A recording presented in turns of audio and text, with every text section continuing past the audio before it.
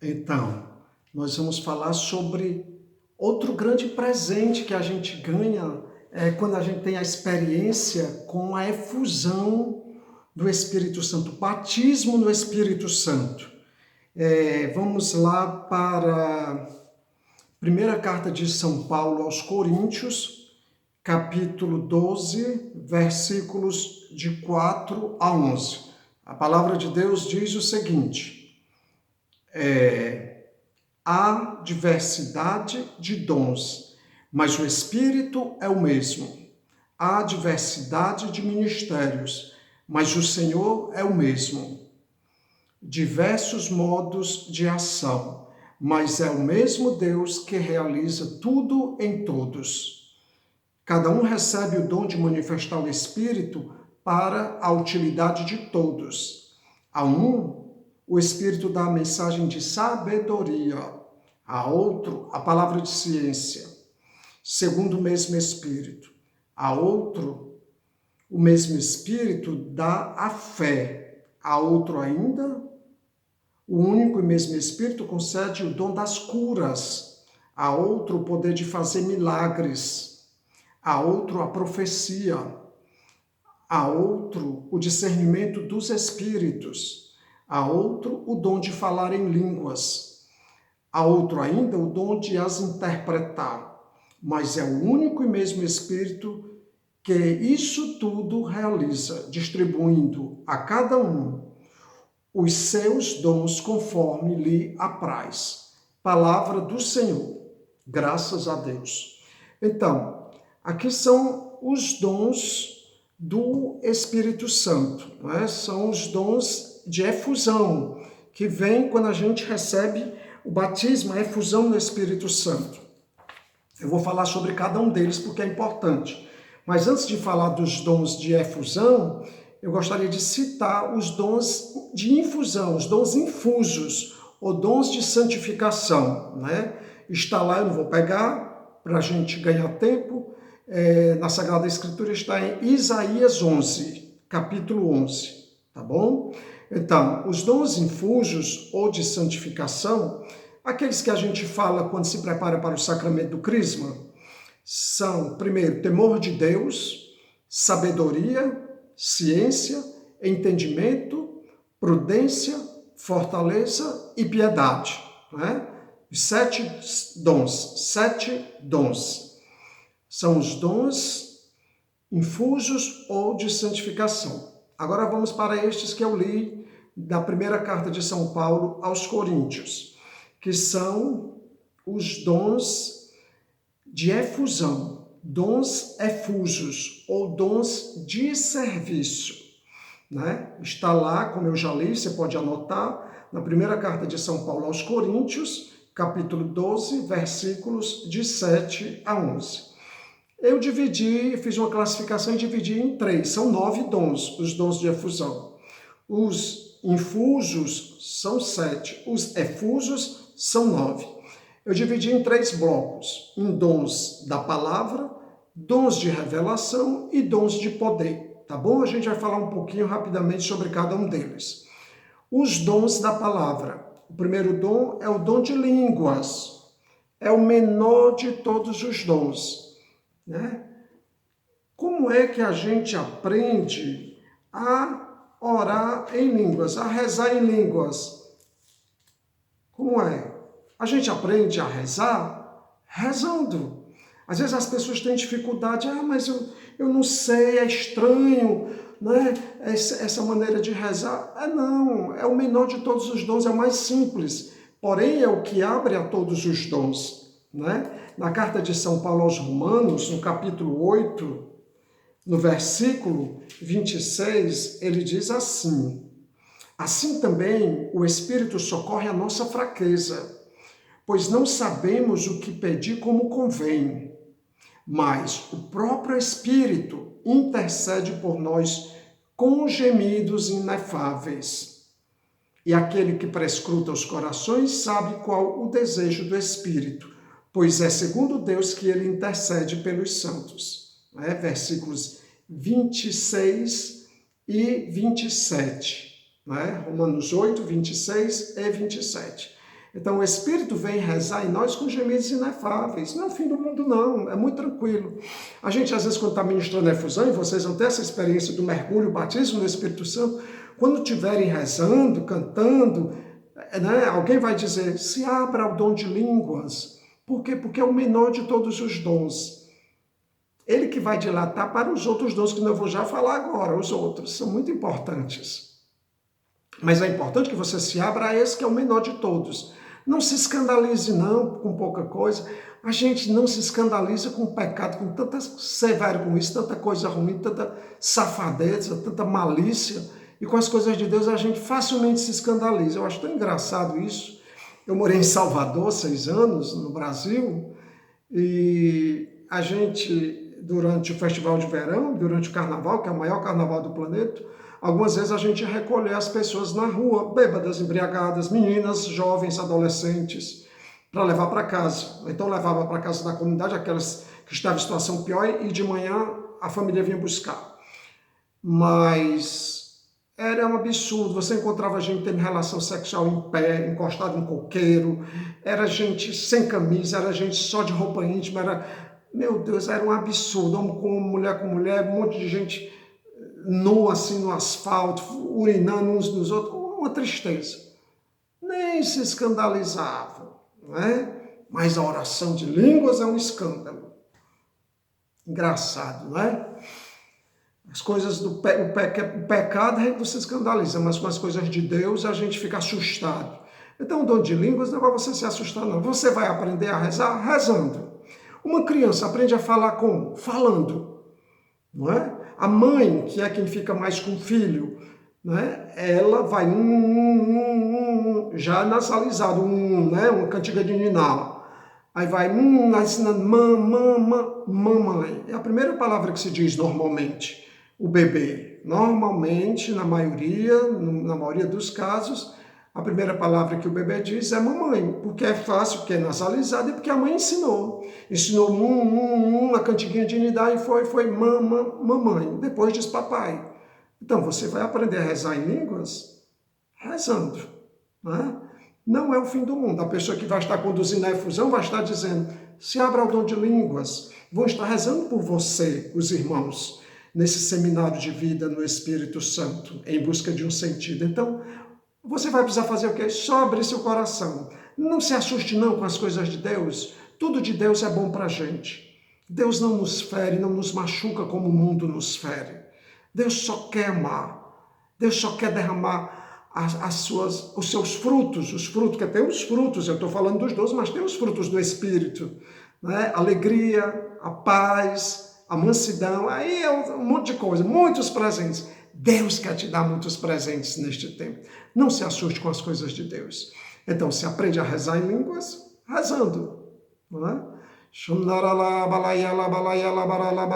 Senhor, eu te peço pela vida desses meus irmãos e minhas irmãs que nos escutam, que estão fazendo esse seminário, que tu venhas em socorro, dilatar o coração de cada um, renovando neles e nelas o dom da fé. Também suplico-te, Senhor, que tu venhas socorrer o coração, a mente, a alma, a história de vida que cada um traz. Vem com teu amor e desde já eu te louvo e te bendigo pela vida de cada um deles e delas. Bendito seja o teu santo nome.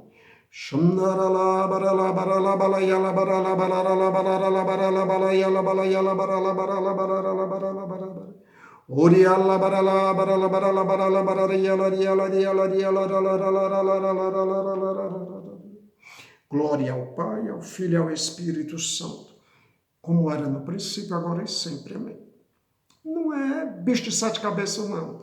Aí a pessoa que vai estar conduzindo vai estar dizendo, louve a Deus, Senhor, te glorifico, glória a ti, bendito seja o teu nome, glória, glória, glória, glória. Você vai repetindo, bendito, glória, louvando a Deus, porque o louvor vai nos libertando dos nossos medos, né? O louvor nos une, né? O louvor une a terra ao céu, não é? Bendito seja o teu nome, louvado, exaltado, glorificado, e aí vai. Quando você nem se apercebe, você já vai estar rezando em línguas. Imite. A criança não imita a mãe, até dizer mamãe e ter a sua forma de falar.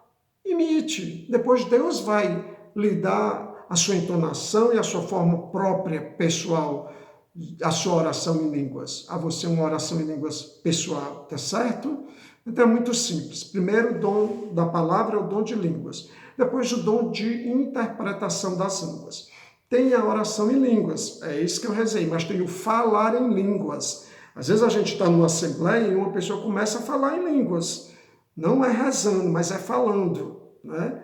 Então, quando se fala em línguas, Deus suscita uma outra pessoa que dê a interpretação. Não é tradução.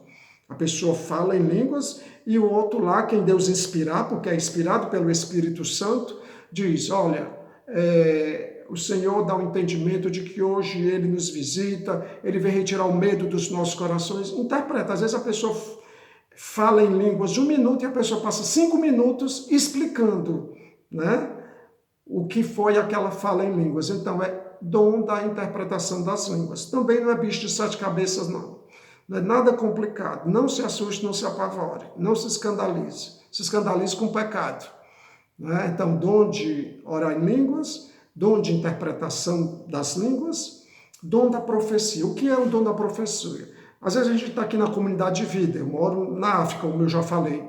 E a gente está na capela, os irmãos da comunidade de vida no louvor, cantando, louvando, começa a rezar em línguas, e de repente, na hora daquele silêncio que termina o louvor, uma pessoa começa, dispara, meus filhos, eu venho hoje sobre vós, eu venho com o meu coração aberto, para que possais fazer uma experiência de misericórdia, de salvação, prestem atenção. Então, uma profecia, ela é sempre ou na primeira pessoa do singular ou na segunda, porque é Deus falando, né? É Deus falando. Meus filhos, eu quero vocês, ou então, veja, faça isso, exortando, ou é consolando, é uma palavra de Deus a profecia, é a voz de Deus no momento da oração. Quem empresta, né, aquilo que ele quer falar, a língua daquela pessoa e a mente aos pensamentos daquela pessoa e o coração daquela pessoa. Também é muito simples. Tá certo? Primeiro, os 3 dons. Dons da palavra. Dom de línguas, oração em línguas, dom da interpretação das línguas e dom da profecia. Segundo bloco de dons. Dons de revelação. O primeiro é dom de ciência, ou dom de palavra de ciência, ou dom de conhecimento. Né? O que é isso? Eu queria só lembrar aquela passagem da Sagrada Escritura, da Samaritana. Você se lembra daquela passagem que está no Evangelho de São João, capítulo 4, versículos de 1 a 29. João 4, de 1 a 29. Jesus ia passando pela Samaria com seus discípulos e era meio-dia, no poço. E encontra-se com a mulher samaritana e começa a traçar um diálogo com ela. Lá pelas tantas, Jesus diz que aquela mulher não tem marido, né? Onde está o teu marido? Ela, sim, eu não tenho marido. Ela, dissestes bem, né? Tu não tens marido, tu já tiveste tantos maridos e o que tens agora não é teu. Ou seja, Jesus disse o fato da vida dela. Ela tomou um susto. Ela percebeu ali que ali era Deus, era Jesus. Então, ele deu para ela uma palavra de ciência ou de conhecimento da vida dela. Foi muito forte. E a partir dali, aquela mulher teve uma experiência assim, profunda com a pessoa de Jesus e se tornou uma evangelizadora. Aquela mulher ia meio dia para o poço tirar água, porque meio dia não se tira poço em água, porque ela era mulher mal falada, né? Prostituta, estava no 7º marido, 6º, 7º marido.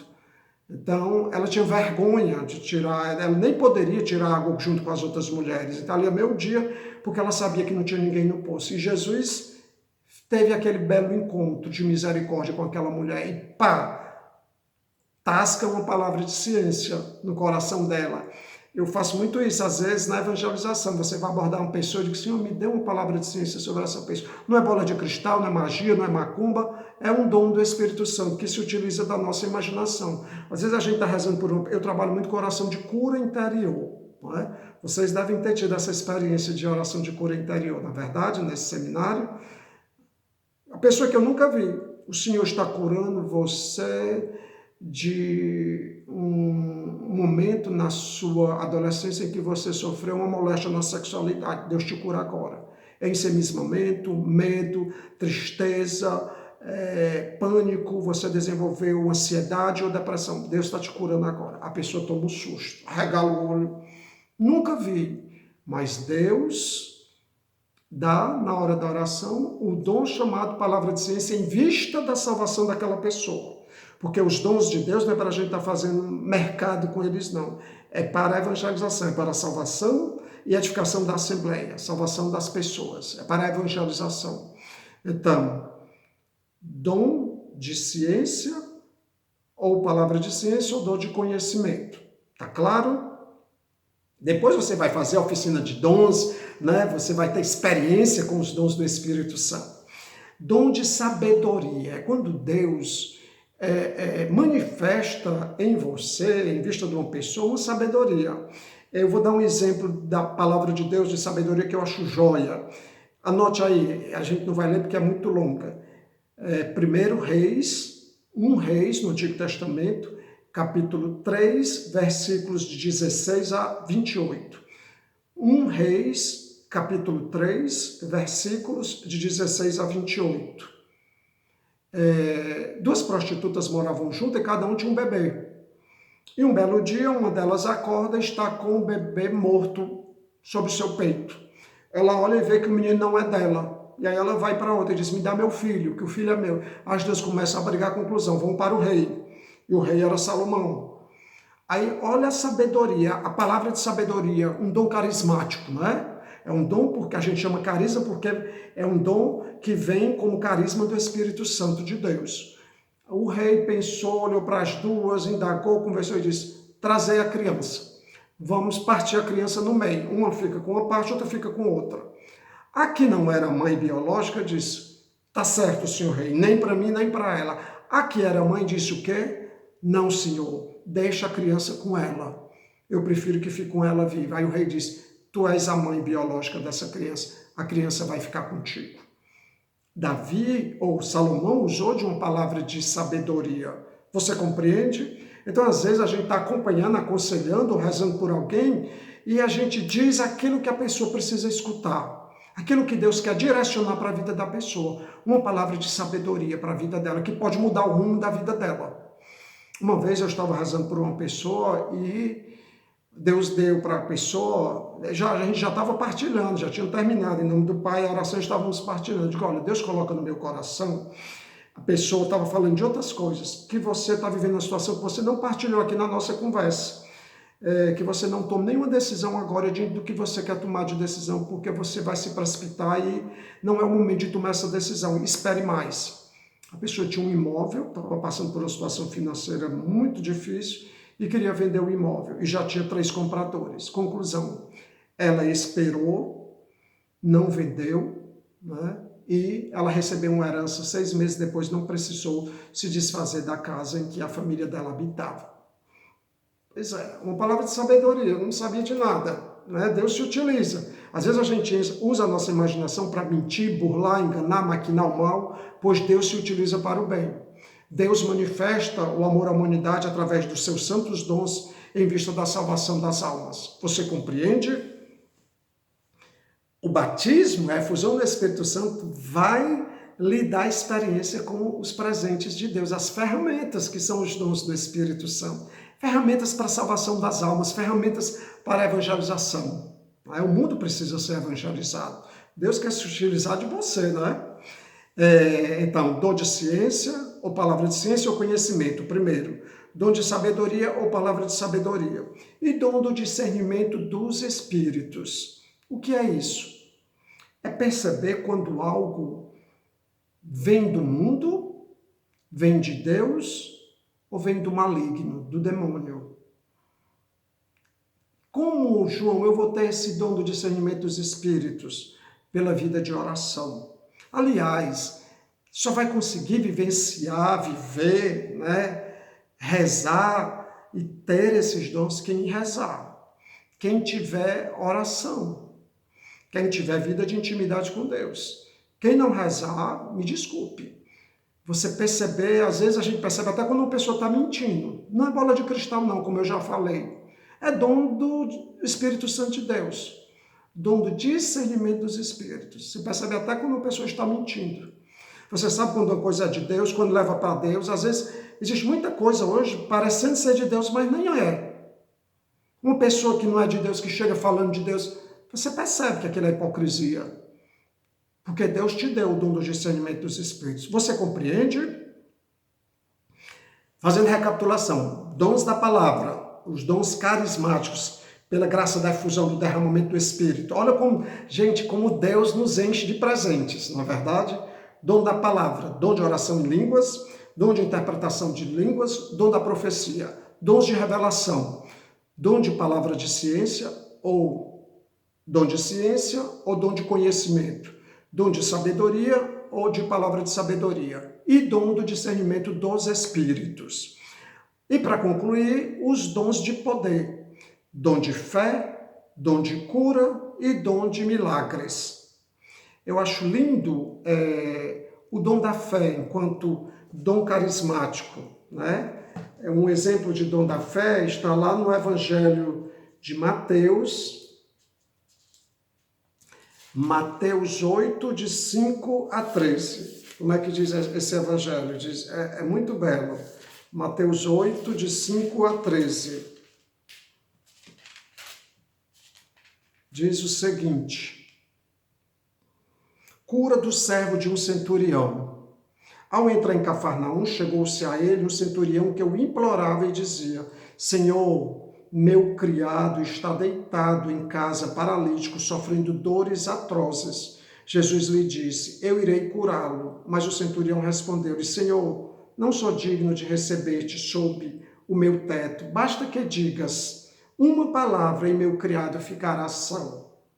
Com efeito, também eu estou debaixo de ordens e tenho soldados sob o meu comando. E quando digo a um vai, ele vai, e a outro vem, ele vem. E quando digo ao meu servo, faz isto, ele o faz.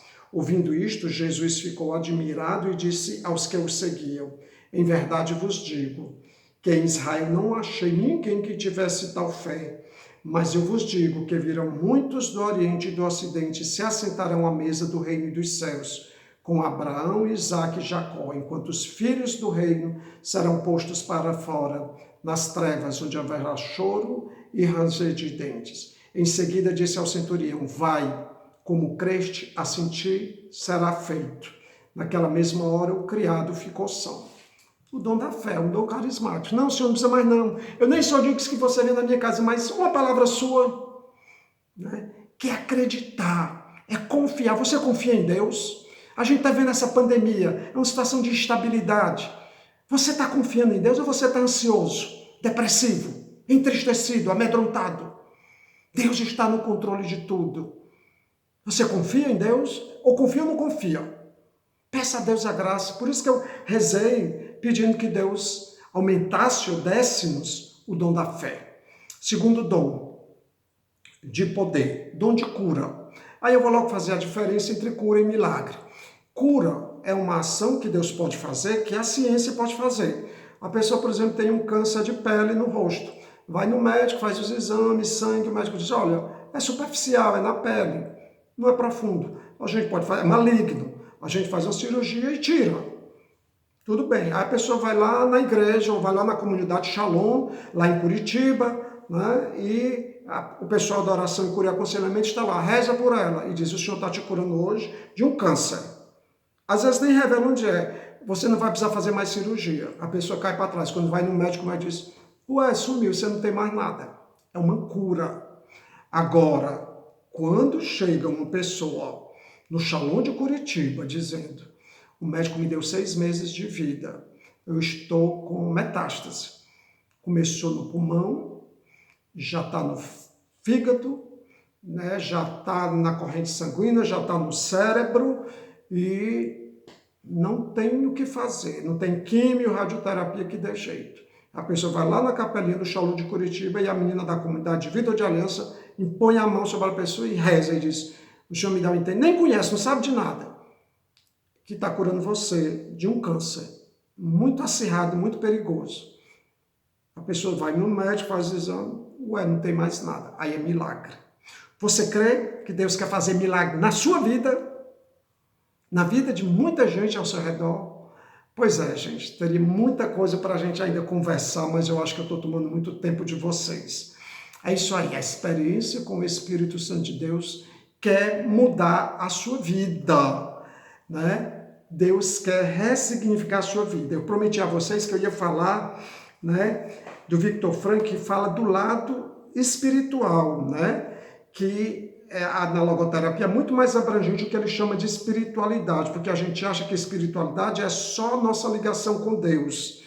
Mas Viktor Frankl coloca outros aspectos, como, por exemplo, a consciência do homem, né? Faz parte da sua espiritualidade. O homem passa a ter consciência de si mesmo, consciência, né? Ou seja, ter conhecimento do que acontece com ele próprio. Ele começa a se perceber, ele começa a se entender.